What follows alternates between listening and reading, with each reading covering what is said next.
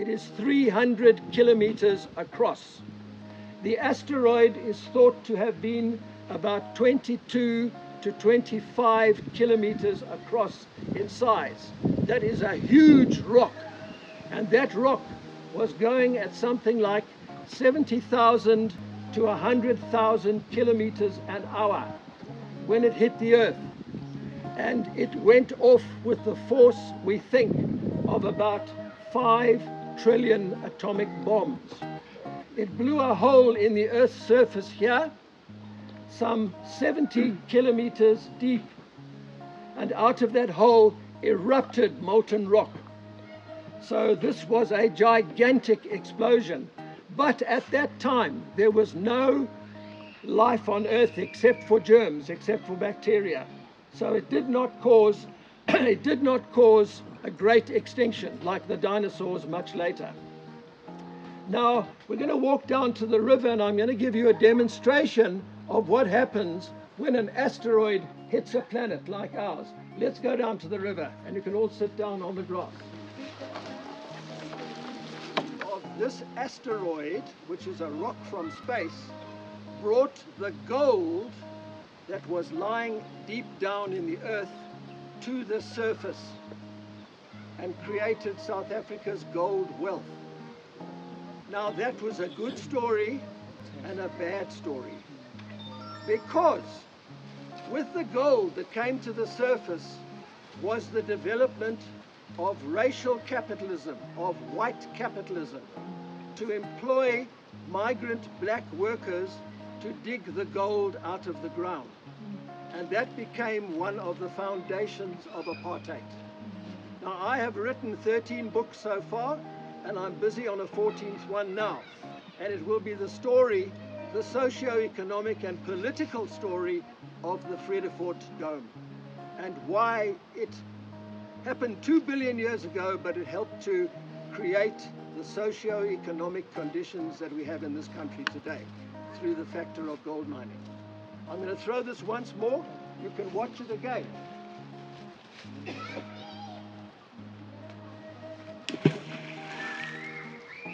There you have the rings, there you have the bubbles, and in the middle is the Vredefort Dome. Okay, that's all I'm going to say about it. Karen will be taking you for a bit, half of you, for a bit of a walk along here to see some of the nature, and then she's going to come back here and we're going to talk about the social survey that you're going to do in the streets of Paris today. I will be in that small room over there with the other half of the people, and we'll be talking about the history of the area and the way to do a social survey, because what this is supposed to be today is a learning experience, and the learners are here with us as well, I think, as yourselves, to learn about why it is important to do social surveys and what we can learn from them. So what I would like the organizers now to do, please, is to split up the whole group into 2 groups. So where is Vuvu at the moment? Vuvu, can you and your organizers split us into 2 groups, including some of your staff and some of the youngsters, of the learners? If we can do that, you might want to have a roll call. Yes, please, and you can ask any questions you like. Yeah, no problem. My question would be, when that process happened, Yes. I would suspect that there was a dust. Dust. When that, so how was that All right. dust when? I'll explain that. It's a really good question, thank you. 4 things happened. First of all, as the asteroid came into the Earth, it sent out a shock wave because it was so big. And that shock wave, if it happened now, that shock wave would flatten every tree, every house, every person, kill everything. The shock wave was tremendous, but that was even before the thing hit the Earth. It burst into a ball of fire, and that ball of fire then plunged into the Earth. There was nothing left of the asteroid. It doesn't exist anymore. It didn't even exist then because it burnt itself up. It completely vaporized itself.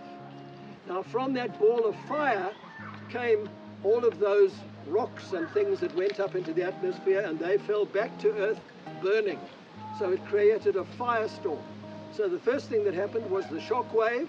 The second thing that happened was the firestorm. The third thing that happened was gigantic tsunamis. tsunamis that would have swept from Durban across Johannesburg. That big, several kilometers high, waves from the sea because of the shock wave. And finally, the dust that was generated by this explosion covered the earth for centuries afterwards, and the earth froze. So the impact of this, if it happened today, would be to kill everything on earth through all of those processes. Any more questions? Yeah. Yeah.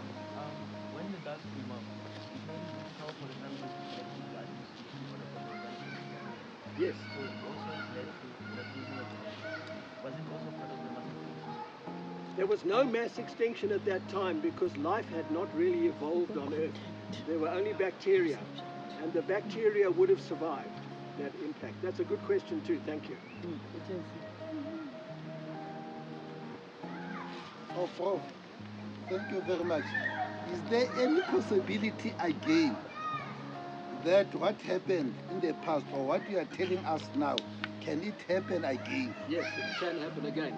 As I said, there is an asteroid called Apopus which may hit the Earth in 2036. If it doesn't hit in 2036, it'll come back 7 years later. It'll keep coming back. However, because NASA is now studying the skies and finding these dangerous asteroids, the chances of it actually happening have lessened. I won't say they've gone away, but in general, these really big ones only hit the Earth once 100 million years has passed. Once in 100 million years. Now the last one was 66 million years ago, so you might say, well then we've got 34 million years to go. But unfortunately, 1 in 100 million years is only a probability. Another big one could come tomorrow.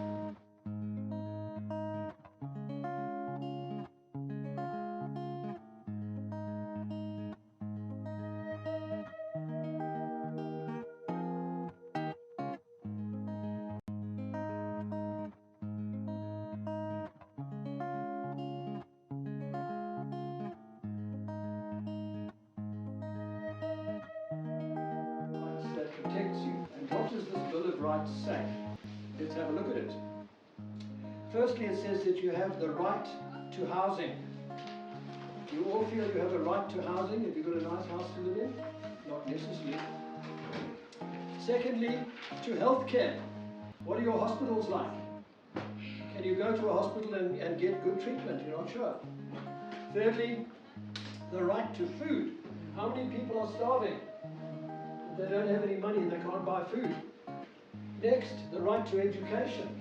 What is the school system like? You know, in the world at large, some of the social surveys that have been done find that South Africa's education system is the worst in the world. The worst in the world. That says something about us.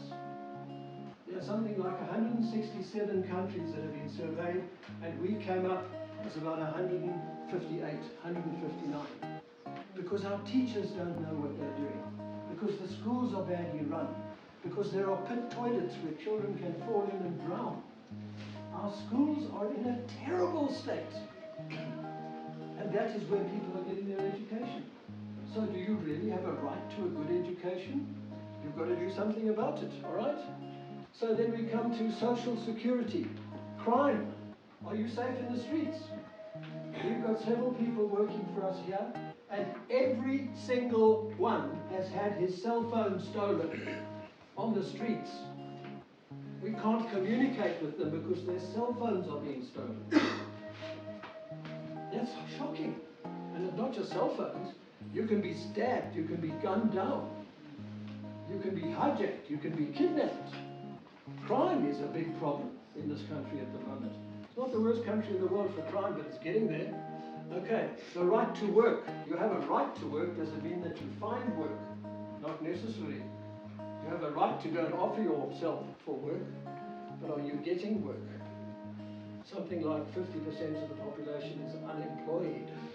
Okay? Labor practices. Even if you do get work, are you being treated with dignity? Are you being treated with a decent job? That is also one of the things in the Constitution. And finally, the access to information. Now, we here are information providers. That's what we do. We provide information. So, do you have access to information? You do actually via the internet, provided you're prepared to make the effort. And you do have freedom of information. One of the best things about South Africa is that we are extremely free. We are extremely free thanks to the struggle. We are able to roam around freely, we are able to associate with who we like, we have freedom of religion, we have freedom of conscience, we have freedom of everything. And we're able to communicate with each other and associate with each other. That is very important. So despite all the other problems, we do have one thing, and that is access to information and the freedom to talk to each other, the freedom to protest, the freedom to demonstrate, and the freedom to try to improve the condition of the country and get our rights. So that's very important.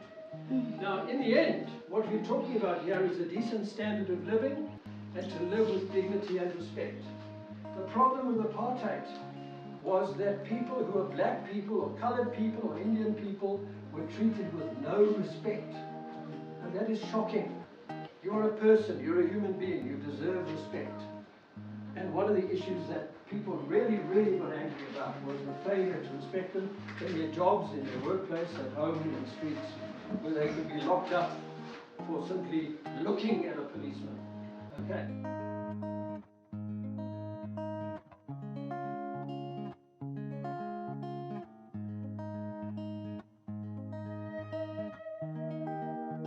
It's so important and it's good. Your voice. Morning. How are Yeah, you? good, thanks. Okay, my name is Kamukhalo California.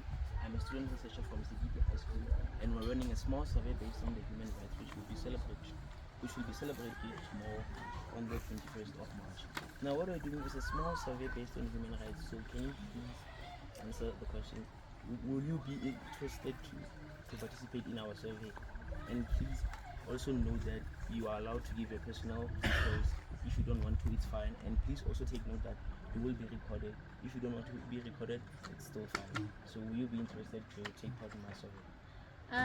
Yes, I am interested. I like to, I'm a resident in Paris and I would like people to understand what is happening here. I do feel a little bit intimidated by human rights issues and things at the moment. So I'm happy to share information that helps to the growth of the town and improving services and community awareness. So yeah, I'm happy with that. Now, I'd like to ask you some questions based on the way your municipality works. Like, what issues do you face here in Paris? Maybe like you can say the climatic issues that you face, and also the resources that are available to people. Can you please tell me? Okay, well, I'm a resident and I'm a business person in Paris. The water issues are often a problem. If you're running a restaurant and things, you don't have access to clean water.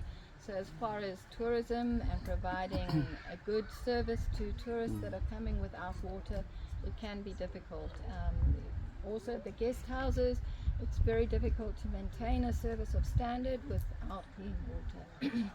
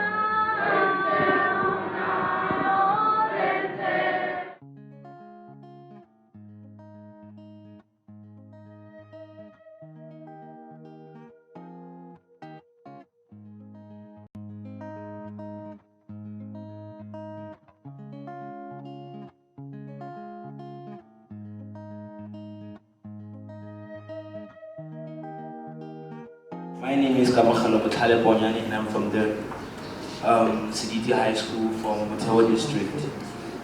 What I have here is a little token of appreciation of our experience during this wonderful camp, so please do listen.